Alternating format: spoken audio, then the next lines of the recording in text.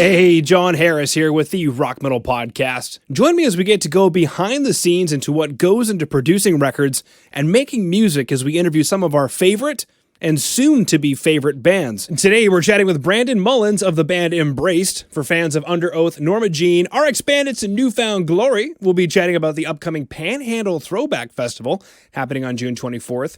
As well as how the boys went from small-town nobodies to major label interest within 2 years back in the year 2000. And I know what you're thinking, John, that was like 20 years ago. Well, I heard Brandon's story and I thought you'd love to hear it too, because there's some information there that just might help you out. This is definitely a unique chat with a lot of heavy hitters and value bombs, so please stay tuned to the very end. But first, let's check in with our beautiful sponsors. Asher Media Relations, doing public relations for everything loud. For your band needs to be seen and heard in print, online, and radio. Head over to AsherMediaRelations.com. That's AsherMediaRelations.com. Mention the Rock Metal Podcast and get your band noticed. Syndicol Music is a full-service agency for musicians offering record label services, marketing, branding, production, and management. Head over to syndicolmusic.com. That's syndicolmusic.com. SYNDICOL music.com. Mention the Rock Metal Podcast and take your music career to the next level. All right, well, Brandon, welcome to the Rock Metal Podcast. Go ahead and say hi to all of our beautiful listeners. Hey, everybody. How you doing? I'm Brandon. Brandon, great to have you on. Now, go ahead and quickly tell everyone listening in what you told me when you reached out to me by email. The fact that we were really nobodies in Panama City, Florida for the longest time, and we just decided to give this music thing a go. And from being, high school kids to having some major label interest in about 2 years, didn't mean much to us at the time, but in retrospect, that doesn't happen much these days. No, it doesn't. But I mean, how many people are resonating with this? Nobodies from any town, small town, big town, maybe even being high school kids, giving this music thing a go. But here's the interesting thing, having that major label interest in about 2 years. Yeah, so we were all playing in bands and, bands with the quotation marks, but also making a noise at some point with little things before then. But this band came to fruition and really started getting its legs right in the year 2000. And we put this record out. We'd been writing music and finally formed the EP songs together and recorded it on Theory 8 Records in the year 2002. And that's when things really kind of took off for us. Yeah, and you mentioned some things that definitely haven't changed since the year 2000. You got in the studio, you recorded, you got on stage, you found your legs, so to speak. So, I mean, for anybody who's currently asking right now, like, great, the year 2000, what does that have to do with what's going on today? I mean, we're going to get to this, so don't worry for a second. But quickly, Brandon, what would you say that's different? To have those labels reaching out to us after we had been hustling and busting our butts for a little bit, even I say a little bit, 2 years, it was interesting to see, there wasn't as much competition as there is today in that terms. There was, if you had the gumption and you were willing to kind of get out there and play some music in front of people, people would listen, Yeah, you mentioned something incredible there, gumption, which for those who don't know, that's basically being resourceful, figuring out the way, and getting out there to play music, getting on stage, getting your information in front of people physically in real life, not hiding behind your Instagram. That's why, Brandon, I think you said there's no competition back then, because you couldn't hide behind your Instagram. You actually had to get on stage. You actually had to do things to be a musician. But on a more serious level, Brandon, take us back to the year 2000. How did you do it? If you've got a certain approach or mindset, what I'm thinking of is gumption, that opportunities that present as lucky tend to pop up more and more, right? So when I say that we went from nobodies in a band to getting looked at by these major labels in such a short span, I think it's because we were out there busting and taking advantage of these situations.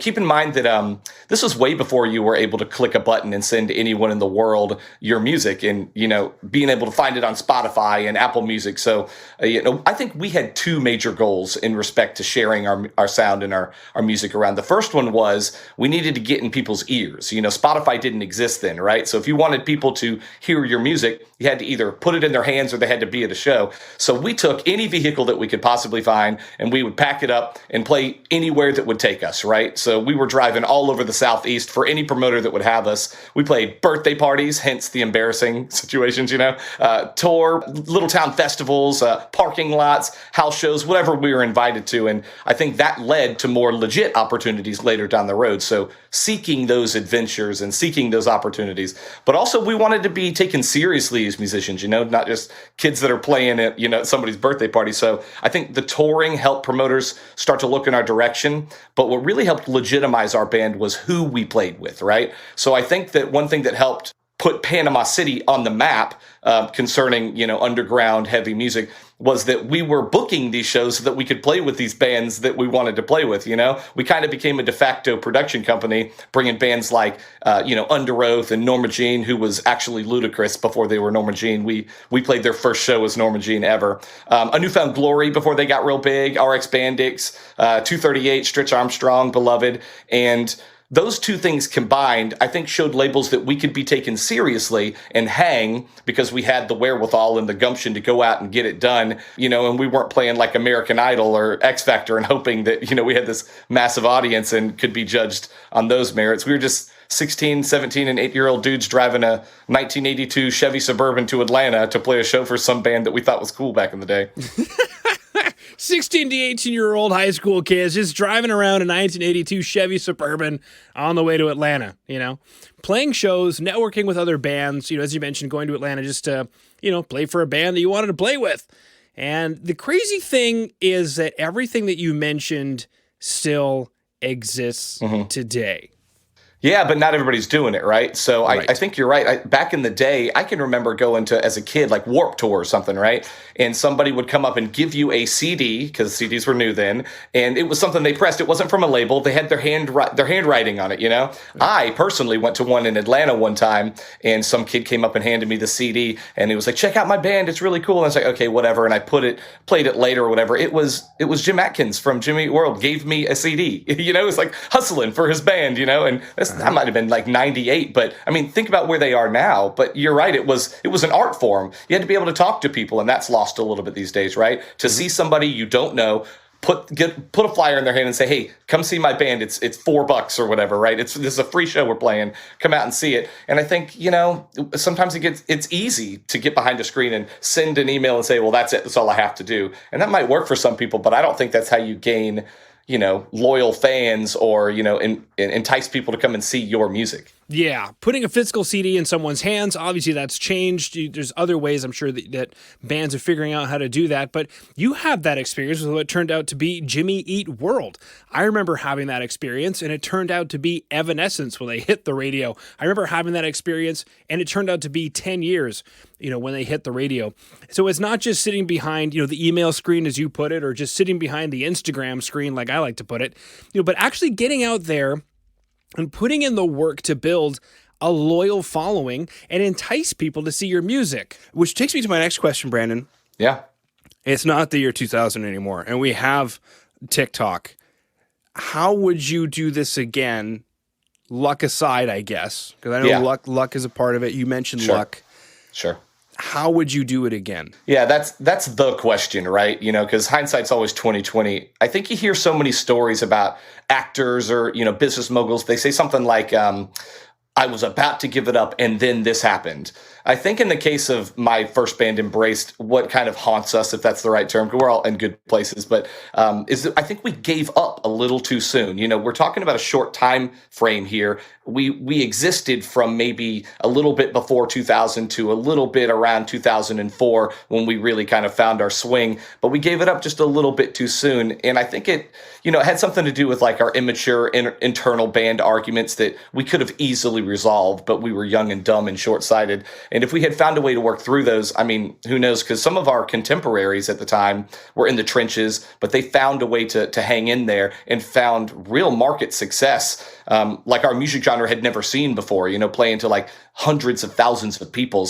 I talked to a guy that we were in a band with at the time, and a few years later chatted with him. It was this band called Copeland. I don't know if your listeners are familiar with that band, this indie rock band from Lakeland, but he was in a band that played in front of the Pope in the Vatican City in front of 1 million people, all because they stuck it out, and didn't give up when things got rough. So I think that's the first thing I would do differently, right, is stick it out a little more and try to be more mature about, the intentionality of our music. But I'd also say, looking back, one big approach to how I view myself would change. I think when you're young, you often think about yourself as a member of a band. Like I was Brandon from Embraced, and it's easy to kind of get stuck in that kind of egocentric area. Again, being short-sighted and young, I would definitely think of myself more. I would take a step back and think of myself as a musician who has something to give to the world, right? What I mean by that is I feel like if you're a person in a band, you tend to think of yourself in that ecosystem. But if you are a musician, you get to spread your wings and be creative. And there were so many times where I had opportunities to play in other bands or do my solo thing, and it didn't because I was Brandon from Embraced. I would definitely be more intentional about thinking of myself as a musician, because for a long time it was like kind of sacrilege to branch out from your main band or your musical endeavor. I would approach it that way. I would think of myself as a musician first if I had to do it all over again, and being more intentional about my musical journey and the person that I am creating music, as opposed to just being a dude in a band. Mm-hmm. Yeah. You hear that, everybody? Don't give up too soon. Yeah. Think about that market success, but at the same time, I think where that market success comes from is something that Brandon touched on. He's not just Brandon from Embraced. Yeah. He is a musician who has something to give. And I always parallel music to food. I don't know why. Yeah. But my parallel to that was, am I a chef because I want to be, I don't know, the next big name? Or am I looking to use my talent to ensure that somebody has a experience with food that they wouldn't have otherwise had? Yeah, I get that. Like, again, as a musician, it was, I'm in a band, this is the music that we make. But if you think about it from, this is the thing that I'm creating, I get to share with the world, you can go in so many different directions. It's not so single-minded. And you're right. Like, what do you bring to the table? What stirs your soul, as opposed to, what can this entity do? What can I do? Mm-hmm. Yeah. More to come, but let's go ahead and check in with our beautiful sponsors. Two Madsen is responsible for producing, mixing, and mastering some of the best metal for over the last 20 years. From Meshuggah to The Haunted to Poison Black, Kemper Profiler packs for guitar players, and Easy Drummer expansion packs for programming drums. Two Madsen can take your production to a level previously unheard. Head over to twomadsen.com. That's twomadsen.com. TUEMADSEN. Click contact, fill out the info for your next project, and let Two know that the Rock Metal Podcast sent you. Wormhole Death is a modern record label, publishing, and film production company born in 2008. Getting signed to this label means global distribution, publishing, and marketing with Wormhole Death's roster of global partnerships. Head over to wormholedeath.com. That's wormholedeath.com. Submit your band and let them know the Rock Metal Podcast sent you. Yeah. Okay. You mentioned market success earlier on in the interview, Brandon, and Sure. Hustling for 2 years, getting in major label interest. You did mention a bit of luck, but you've also mentioned, being able to play with like Underoath, Norma, RX Bandits, Newfound Glory. I guess at this stage, how would you define success as a band? Yeah, in my opinion, success can really only be defined by the individual that's looking for success, right? What is success? Becoming the next Aerosmith, or creating music you can be proud of, or getting paid to play music? By that measure, street performers are successful. But I have a little bit of a story here, if that's okay. One of my first jobs ever, just right before Embraced was forming, it might have even been at like the first couple of months of Embraced. I was 17 and I was working at this photography company called Sepia. Essentially, they were contracted by shopping malls, if you remember what a shopping mall is. And they did like Easter Bunny photography and Santa Claus photography. And they did the picture experience for kids. Anyway, I was working as like a Santa's helper thing. And one of the Santas that we contracted was this guy named J. Carrington Scott. You can look him up if you want to, or your listeners should look him up. Anyway, he found out that I was doing the band thing and performing, my own music. And we got to chatting. And apparently in his younger years, he was a hired saxophone player for Leonard Skinner and like Alabama and some of these other bands. And he just loved the fact that I was like getting started. And he told me his tour stories. Anyway, he's a really nice guy. He passed away in 2009. But when I was talking to him one day, I had mentioned to him that we made $400 one time, which was a huge sum of money for a 17-year-old playing in some rinky-dink band back in the day, to play some kid's birthday party. And I felt really cheesed out that we were playing a birthday party. And he said, because it was a birthday party and it wasn't like a real show or anything. And he said, I'll never forget it. He said, you paid you got paid to play music, right? That makes you a successful musician. And that always kind of stuck with me. But although I don't use that as my definition, but it always comes to mind. I think for me personally, Brandon Mullins defining what success is as a musician, I think it's being able to create music or create a sound that has meaning to you and that you are able to do on your own terms. Labels will often tell you what to do or what to dress like or what to sound like. But I think a band like Jimmy Eat World or MXPX or even like a Taylor Swift who get to make their own music and own it and do what they want to regarding their own sound, that's what real music success looks like. Making music on your own terms, getting paid to be a musician. I mean, there's a couple of things that we've said there, right? You can get paid to be a musician. You can rock those birthday parties, those bar mitzvahs like Drake. I just got back from a bar mitzvah in the States. So it's definitely something that happens in the music industry. So get ready for that. Definitely nothing to be ashamed of. But then, as you mentioned, like the Taylor Swifts of the world, the Jimmy Eat Worlds of the world, making music on your own terms. Yeah. What did you want people to do from this call? I mean, we have so many value bombs that have been dropped, or some heavy hitters, as I like to call them. For bands listening in that I think need to just hear a refreshing ear. There's just so much noise going on right now and so much wrong information about how to promote your band. I just wanted to get back to the brass tacks that everything that we're talking about still exists today. And bands are ignoring. And it's almost like you'd be on a fast track because you'd be doing what nobody else is doing to cut through the noise. But what do you want listeners to do right now? Is there a place you want them to go on the web? What do you want them to do? Sure. Well, let me start by saying thanks for giving me this opportunity. This has been a lot of fun, but I'm hoping that some of your listeners that are sitting there enjoying to some old heads talk about music the way that it used to be have found some measure of kind of inspiration from our conversation, or took an anecdote or a suggestion and they think I can run with that, or if I change that thing, I can run with it. So I hope that exists, right? But I guess my call to action would be for your listeners to go get it. Go make music you love. Go borrow a car. Go get with your best friends. Hit the road. I'm in such a great spot right now. I feel like I have a wonderful family. I've got 2 great kids. My wife is wonderful, and I wouldn't trade that for anything. But I'm also thinking of 21-year-old me that found some European or Japanese promoter who was willing to fly us to play songs to some kids that don't even speak English that we wrote in our garage halfway across the world. And those kids are singing along, and I get to do this travel the world thing with 4 of my best friends. I kept those networks going and I didn't burn those bridges, and it allows me now, as a 40-year-old man, the opportunity to have my own children come and see me perform in front of 4,000 people at their first concert. So I guess I hope somebody finds the courage to take the next step to start your musical journey. Embraced has been playing on and off for 20 years now, and we've all gone on to form, a few different bands, and we took those steps. For me, with a band called Across 5 Aprils, if you're into that, we found some success on Victory Records and got to tour the world. And Steve went on to go play in Go Radio, and they're still touring. You should go see them if you like the pop punk side of things. Yeah, they're playing with bands like Plain White Tees and Paramore, and they did a whole run of Warped Tours for several years.